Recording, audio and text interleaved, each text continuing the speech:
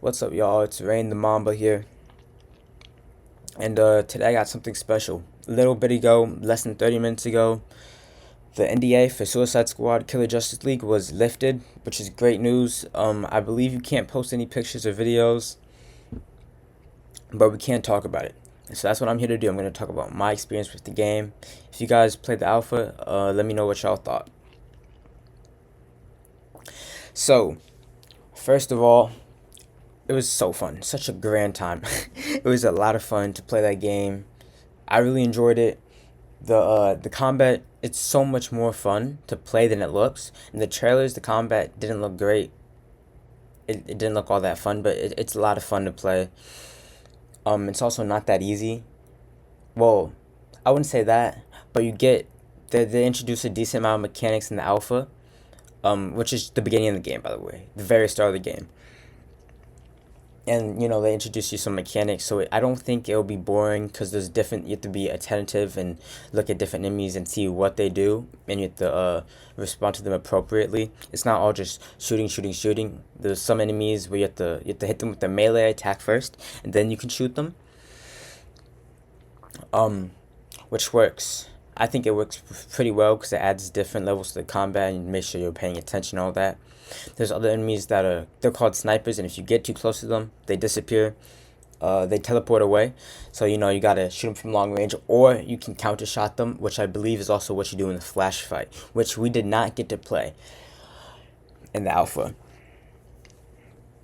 But the game starts off really nice. It's really fun, and the movement, the traversal is pretty fun. It's pretty interesting. I'd say for the most part, it's not too hard.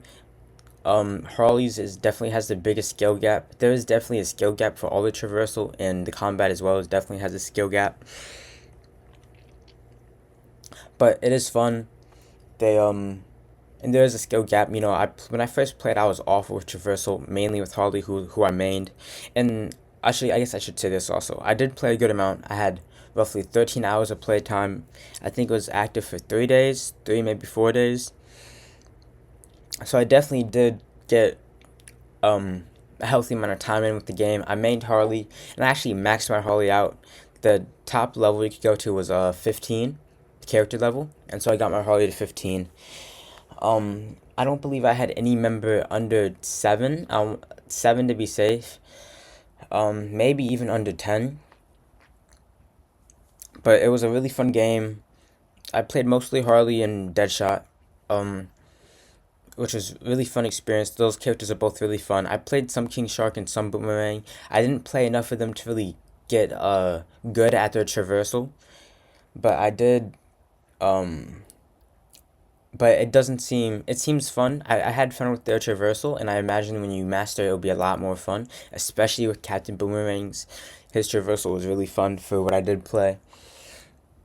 And some things I've been seeing is people think Harley's is slow. It's not that slow. Once you actually play the game and you use it more and you get better, it's a lot of fun. The combat, again, not more fun to play than it appears in videos. There's a lot more to it than just shooting blobs. As far as for enemy types, we saw a couple, nothing too crazy, and I think we'll see more we'll definitely see more once the game goes on. And as far as the map, for the alpha, we were only limited to a little bit of the map. I believe that there's a story reason. The story reason is because Waller doesn't trust us enough to give us full free reign of the map yet. You only have certain areas you can go to. And while you play the alpha, we can unlock 2 cosmetics, I believe. A new skin colorway. And some different shirts for the asylum outfits that you just saw a second ago, that you actually see right here with Harley. So you can unlock some colorways for those and a little bit of customization for those. And in the full game, there'll definitely be more. And you can unlock skins and stuff like that. I'm not sure how much. Through playing Riddler's, so Riddler is back. Yes, Riddler is back. You unlock that stuff through doing Riddler's challenges, which if you played Arkham City and Arkham Knight, the AR gliding challenges, it's the same thing as that. You just need to get it done in a certain time. if you played Gotham Knights, it's the races thing. You had to jump through the hoops. Exact same thing as that. You had to beat it in a certain time. Is that exact same thing? Um, yeah. Let me think. Is there anything else that I feel like I need to touch on? Oh yeah. So I'll just explain what we did in the alpha. The alpha, we start off at the beginning of the game, which was fun. Start off at the beginning of the game, wasn't too much work. We actually start off with the tutorial, so the very start of the game, where you start as each character individually, and you have to make your way to a meet point. I'm forgetting the exact word for it, but you have to meet up somewhere, and so all the characters go there, and then they show you into it, and that they do that to show you the traversal and give you instructions on how the traversal works, and start off with some combat tutorials and show about 1 or 2 different enemy types at that point. And so that's great. And at this point, you don't have all your powers yet. You're still in the very bare bones asylum, I believe, asylum outfits. And then they show you a cutscene, which I'm not going to explain because I don't want to ruin it for anyone. But there's a really cool cutscene you see at the beginning of the game right after that. That shows the squad's creation and all that. And then you go to the Justice League HQ, which we saw from the first Insider, where you go down a little elevator. And you kind of saw that. And so that's kind of like on a hill right outside of Metropolis, or in Metropolis, but it's at the kind of like the edge, I guess I'd say, of the map. And it's a really cool building. You can run around it, and there's actually a decent amount to do at the start. And this is before Amanda Waller and her goons and the rest of Argus takes it over completely and redesigns it, like we seen the second Insider episode. So from here, you gotta go get your weapons. So we go see Penguin, we capture him, and bring him back to the base. And then we do a couple missions where they introduce Rick Flag. Rick Flag is right after we capture the Penguin. And Rick Flag, he doesn't go on any missions with you, at least up to this point. But he's running other missions with other soldiers of Argus in different areas. We don't know where, but that's what he's doing. And he's still a team captain, which is a really fun. And I'm happy they put him in this game. And so there's only a couple things we could do. As you can see, it's the Justice League parade type thing going on, and there's actually these little blurbs, mystical blurbs that are like purple going around. And so you walk into them, they start to tell a bit of a story of what happened in the Justice League, or on the day the Justice League got, the day of the parade, and how they got corrupted, which is really cool. And so there's some really fun missions you get to go on that introduce some new mechanics and new characters. The missions in this game for the start are pretty short, but there's a lot of content in each chapter. Each chapter, I want to say, had like 10 parts maybe, and it was really fun. I think we played 2 chapters. And each like little part of the chapter is really short, but they're really fun in my opinion. They're really exciting. The gameplay is really fun too, and you can level up, like Hack. She does your talent system and all that, which is really cool. And you actually do use that stuff in gameplay, and it's actually rewarding and all that. But the main thing I just want to say is the combat. It's really fun. Traversal, really fun. And there's a skill gap, so it's not really easy, and so it makes playing it worth it, and encourages you to get better at the game. There also is free cosmetics, which is really nice. And just the last thing I want to touch on before I end the video is the end. You do a Riddler thing where there's a Riddler kind of pops up and he hacks your brain bombs.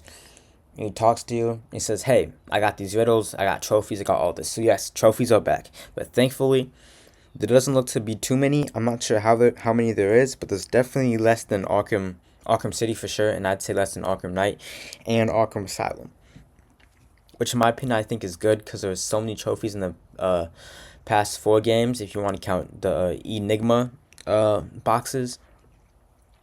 So I'm really happy about that personally.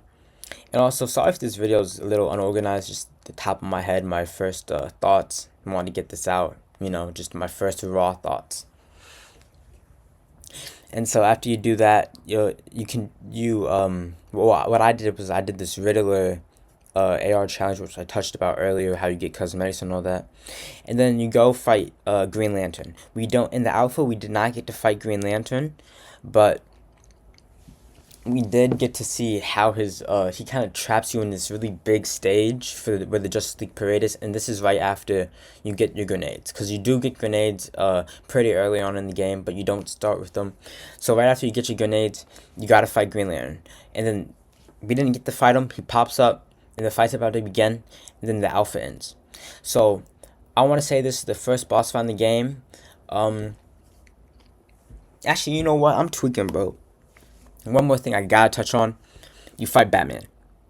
Well, fight. You don't really fight him, okay? You don't fight him. You're a criminal running away from Batman, and you're scared and you shit your pants, okay? That's just what happens. You play you go to a Batman museum, which is so cool. It's like the way it's set up is amazing. It does so many Arkham Easter eggs. Even recounts the event of Arkham Asylum, Arkham City, and Arkham Knight. So if you didn't play those games, or if it's been a while since you played those games and you want a quick recap, that's there for you, which is great. It's interactive and everything. And then, so this is a bit of what happens is you kind of capture Flash, and again, this is before he's been corrupted. So you bring Flash to this museum, and then you hide from Batman. Batman pulls up, turns all the lights off, and it's a predator encounter. But this time on the other side. So you run away. You gotta run away from. You gotta try to hide from Batman. He pops out of vents. He uses a smoke, fear toxin as well, I believe, and he basically. I'm not gonna say too much more about it, but it's amazing, fun fight. And what happens is he takes Flash and he gets out of there, right? But it's so fun. He takes Flash and he's gone. Boom. And so that encounter is just amazing. It's terrifying. It feels like a horror game, and that's what it should be, because, that's what you. It's really the opposite side of the Arkham games and Predator encounters, where you're just a lonely. You're a villain in your group. You hear, and you watch everyone get taken out one by one. And this part is really cool because you play as all 4 characters, so it's not like you only see it from one of the squad members' perspectives. So like, I played as Harley a lot. I saw it from Harley's perspective, but I also saw it from King Shark's perspective. I saw it from Deadshot's perspective and Captain Boomerang's perspective. And you're trying to escape the whole time, but you can't get out of there. So it's just a really fun fight. Well, I guess Predator Encounter is a better word for it, a stealth section. But it's amazing. And, if you're hesitant about the game, I don't blame you. Depending, if you're willing to take the risk, I would say get the game. But, if you're not, maybe money's a little tight. I personally pre-ordered the game, the deluxe already, but that's just me. If money's a little tight, maybe wait a bit. Wait to see if it, wait for the price to drop a little bit. Wait for it to go on sale, or maybe just wait for reviews to come out and watch other people play and see what they say, and watch more videos like this from other creators. And I think that will really just like, if you're not sure, that can help you a lot. Another thing is we didn't get to use any vehicles, which is a shame. And here's the theoretical challenge I was talking about right here earlier. They didn't show all that much, but you gotta go through those hoops just like that.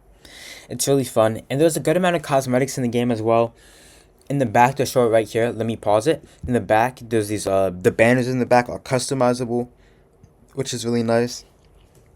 The one I used a Superman one because I thought it looked cool, and I'm really excited for the full game to come out. So we can there's so much customization options in this game. It's really a blast, and so these are kind of just my raw thoughts, unfiltered. I did no it's gonna have no editing, I had no plan for this. I just started recording and talking. If you guys play the alpha again, let me know what you think. Watch a bunch of videos about this, I'd say, just to, if you didn't get the alpha, to get a good feel, because this video was a little chaotic, oh, and here's the map, by the way. This is what the map looks like, and the top section that we actually can't see in this video was cut off for us completely. But the map is pretty big. The map's fun. As you can see, seems like there's 40 Riddler trophies in this area, which I don't think it's too bad. It really depends. I think a perfect number would be like 100 to 130 and 180 at the max, I would say. So yeah, thank you guys for watching.